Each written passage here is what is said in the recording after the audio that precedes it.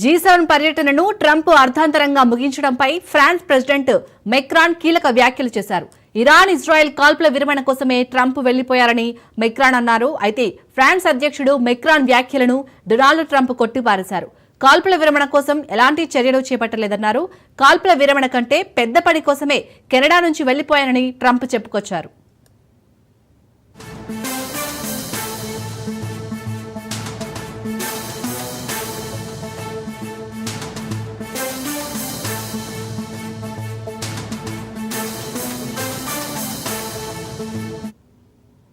G7 పర్యటనను Trump అర్థాంతరంగా ముగించడంపై France president Macron కీలక వ్యాఖ్యలు చేశారు.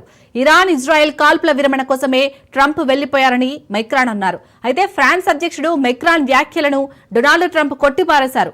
కాల్పుల విరమణ కోసం ఎలాంటి చర్యలు చేపట్టలేదన్నారు.